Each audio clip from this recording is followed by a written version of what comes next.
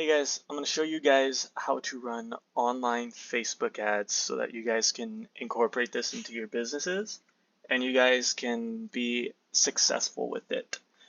So I want to show you this stuff does work. This is one of the ads I'm running right now. It says it's low quality image. It is not a low quality image. But this is one of the ads I'm running right now. I'm getting $6.44 a lead, which is pretty much the price of a cup of coffee. So like if you're going to sell a house and all you have to do is get someone's contact information for the price of a cup of coffee, someone raising their hand telling you that they want to buy a house, it's 100% worth it in any business. In any business you're doing, $6 is worth it for a lead. And they're all good leads. I can show you right here.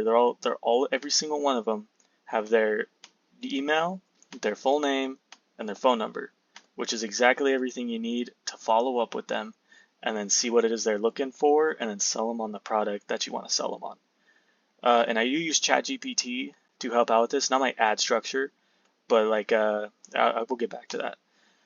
So initially what you want to do is you want to click create an ad, and then these two are the ones that I would 100% recommend, is either messages or leads. It depends on what you're doing. For our home services business, like pressure washing and roof cleaning, messages has helped significantly. I think it's been our best one. And leads has definitely been the best. A lead form has definitely been the best for real estate. So they both work. They both work in both businesses. It's just a matter of your ad structure and which one works the best. Just go ahead and use that one. But we're gonna go on leads, and I'm gonna go back to this ad I'm actually creating, which reminded me to make this video for you guys. But when you make an ad, you're going to come up to this page when you click leads form, and you're going to have a description. A description is what pops up at the top of this ad. I was filling this out so that I could just show you guys and give you guys examples. So the first thing you want to do is a call out. You want to call out your audience. My audience is Portland families people in Portland looking for multi-generational homes. So it starts right off the bat with Portland families. Right underneath it says finding the right multi-generational home is becoming increasingly difficult, because that's one of the things you want to do after that is their desires and pain points. So before you do any of this, you need to find out the audience that you're targeting. Who exactly is it that you want to target your ads towards? What do you want to spend your ad dollars on? Because if you're targeting to everybody, you're not targeting to anybody. You're just throwing your name out there and you're wasting your ad spend. You want to find a specific audience that you want to target, a specific niche, and then you want to go all out on that niche. For me, in this ad is multi-generational homes, because I notice in the real estate market, a lot of people are looking for multi-generational homes. A lot of people in their 30s to 40s, maybe low 50s, are moving in with their parents and taking care of their parents, and one of the things that they're looking for is multi-generational homes, whether that's an ADU, a downstairs living area, or maybe that's just some bedroom on the main floor. It's a really common thing right now in the real estate market. And on top of that, they're also the people with the money. So one of their desires and pain points of that audience, or really pain points for me, is finding the right home for them is becoming very difficult. The competition is getting a lot higher and the prices are also high as well. So that's what I called out right here. Well, finding the right multi-generational home is becoming increasingly difficult. With high competition and even higher prices, it can seem impossible. Okay, so I'm calling out exactly to my audience what their pain point is. Okay, and then you want to present a hook. What is it you're offering? What is it you're offering this specific niche? And you want to spend a lot of time defining your audience and figuring out what it is. Like I would spend even a couple hours if you have to. Look through Google reviews of competing companies, see what the negative reviews say, what the positive reviews say. Ask your clients, ask them questions. What is it that they always struggle with when they go to buy a house, or if you're in the car business? What is it they always struggle with when they come to committing to buy a car? What is it that they can never find? What is it that they never can find that they really want? The one piece of advice that I got on marketing was the best way to market is to promise the moon and stars and then find a way to deliver that. Find out how to deliver everything they could ever want. So now what I've done is my hook is I've compiled a list of multi-generational properties that you can see before they hit the market, so you can be a step ahead of the competition. so that competition's not a problem. Prices are usually better when they're off the market, and it's not difficult because you're the first one in the door. So you're going to be the people with these off-market homes. And these off-market homes, this list includes also off-market properties in your price range, because I know a couple of off-market properties that are multi-generational that are perfect for people looking in this range. And it's also a cheap home too, so it's just perfect.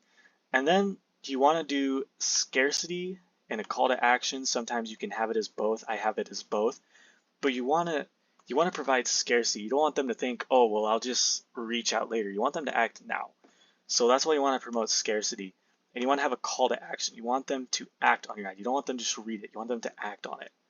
So what I did is I said, click the link below to receive a list of these properties before they're gone. Because the fact is, people looking in this niche, they're running into problems, whether it's price, people are outbidding them, or they're just going too fast. So they want to get it before they're gone. So that's why I did that. They need to act fast to get this home. And then I just have a picture of a home. There's a lot of controversy around what's the best option. From what I've seen, pictures seem to be the best because people are starting to recognize that videos, a lot of videos, even if they have a good hook, are ads and they just keep scrolling. And if you just have a picture of a home, it boosts your presence on the algorithm. Carousels are good too, but people then see those as ads as well. And I just seen that people are more likely to stop and receive an impression, interact with my ads when I just have a picture. But I'm still experimenting. I haven't tried everything yet. This is just what so far I've seen the most. And then your headline in your ad, you want to have a hook. Why should they click on your ad? Why should they fill out your information? What makes them want to fill out your information rather than just having to? So I have exclusive homes. So it's not a huge crazy hook. It's more of a soft call to action. But the way people are going to look at your ad is they're going to scroll past it, stop. They're going to immediately look at your hook, exclusive homes, and like, what is that about? Then they're going to read your description, whether they read all of it or not. Put your important stuff, your hooks, desires, pain points, and hooks, and then your solution at the bottom, so you can draw them in to read the first half, and then your solution is the second half. And then, oh, well, that's actually pretty good. Exclusive homes, click learn more. And for this, if you're really struggling to find content on what to put in this, what to put in your description, what to put in your hook, that's what I use ChatGPT for. I know I'm not logged in right now, but you want to define what it is that you're doing. What are the desires and pain points of someone looking to find a multi-generational home in the Portland area, a home for both them and their parents is what I meant to say. And then it'll give you the desires, the pain points. For this crowd, usually people in their 40s, early 50s looking to have their parents move in with them. They usually have money. They want a home that's secluded living spaces or just truly different living spaces like an ADU, not just a bedroom on the main. They're looking for a home in the Portland area that meets those needs, which can be hard. What is a good initial call out? So you want to be very specific when you ask ChatGPT, so it gives you more specific answers. And then you want to do 25 character hook because that's all Facebook will allow. It says this one's good, but it's not 25 letters, which is stupid. But ChatGPT can seriously help you out with this because even if it doesn't give you an answer like exclusive multi-generational homes, it does give you good ideas. Because then I just put, oh well, exclusive homes, that'll work too. And then for leads, you need a lead form. If you do messages, it'll just be sent to your messages. But for leads, you will need to create a lead form. Mine's just straight up super simple. It's going to be your background image on your Facebook page, and then it'll be I have the full name, email, phone number. I don't even include the address. I don't include what it is they're looking for, because then I can use this information to follow up with them, build a relationship, and then find out what they're looking for, and then I could sell them on my services. If they just put their information in here, there's a good chance it'd be harder to build a relationship because you don't get that initial touch when you talk to them. And then scroll down. I have to put this as housing. If you're a realtor, then put it as housing. But if you're not, then don't worry about it. Unfortunately, so this is your audience. This is who you want to target. And unfortunately for me, as it's doing a housing ad, it has to be a minimum of 18 years old. But if you're targeting a specific demographic, usually adjusting the age is a really good thing. You won't like, if I could, I would move this to somewhere around like 35 years old as a minimum, because nobody 18 years old or even in their mid 20s is looking for a multi-generational home. But unfortunately, I have to leave it at 18. If you're looking for, if you're like a car dealership, 18 is a really good age. That's when a lot of people go out and buy cars. So they're more likely and more prone to, you know, click on your ad than a 65-year-old is. You want to add locations. So locations is something I've been testing. I have it in Wilsonville so I can split the middle so I don't have people in Vancouver clicking on my ads, because I can't do real estate in Vancouver. So I brought it down to Wilsonville, 25-mile radius. Now, the smaller the radius, usually the more high quality leads are, because instead of sending it to everyone once, it'll keep repeating to people it's showing it to, because there's only a select amount of people in that range. But when you go out further, it just kind of blankets everything. It'll only show it to people once or twice. And then detailed targeting. You want to know what it is that your audience is interested in. What do they do? Is it an income thing? For me, I have it on, you gotta have keywords like home and garden, even though it just has the word home, so it works for me. And then Zillow and Realtor.com, these are the places they're interested. It's where they're visiting, and Facebook knows that, so it pulls the people that are visiting Zillow that Facebook knows is visiting Zillow, and then it puts it in your audience. So that's why one of my ads have been so successful, is because Facebook knows that. So you have to find out like what it is your audience is interested in. If you're in a lawn care company, you'll know that they're interested in getting their lawn done. Home and garden would be a really good one. If you're looking for a lawn company that's you want to only target rich people, you can use a demographic of the top 10% of household incomes zip codes. Just play around with this. It's going to take time to find out which actually works the best, but eventually it will be worth it once you get that down, because then you can get down, instead of like what I have is 6.5, you can get it down to $5 a lead or even less. So yeah.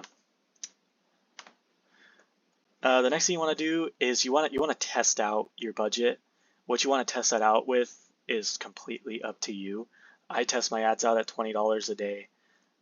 My last ad, right, that I'm doing over here, I'm going to be increasing once the ad's over, and I'm going to be putting 20% on top of $20 a day. You want to raise it by only intervals of 20%, so you know that you're getting the same results, instead of tripling your ad spend and then receiving the same results you're getting at $20 a day. You want to kind of bring it up in brackets. But $20 a day, $10 a day, those are both good numbers to start off at, and then see where your ad's going. And the best part about Facebook is it charges you per day.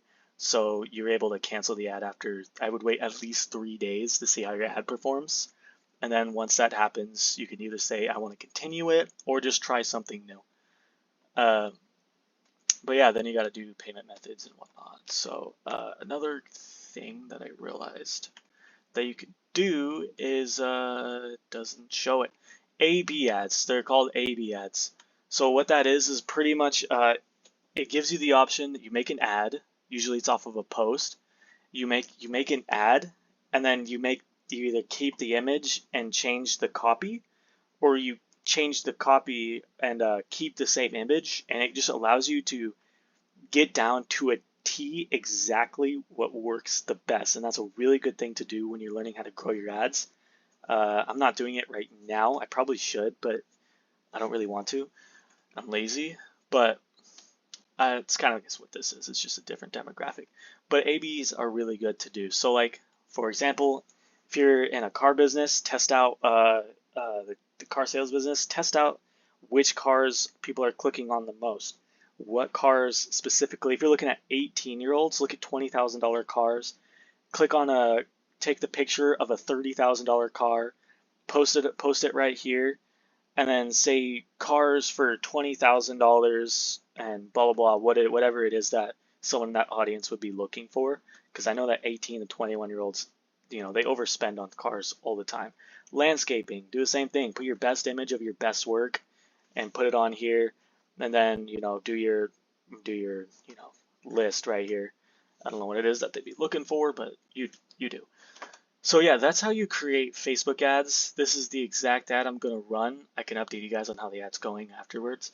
But I wanted to show you guys because I know a lot of people have been asking me about how to create ads, and I know that ads are definitely they are how you build a good business. They are the best way to build business because everybody's on Facebook. Facebook is still the most utilized platform in the world. So go and get used to building these ads, get good at making these ads because it can absolutely change your business. So that's all I have for you guys today. So share this with your entrepreneur friends, like the video, comment on the video so that the algorithm knows that I'm awesome and it'll help me in my business as well. So thank you guys and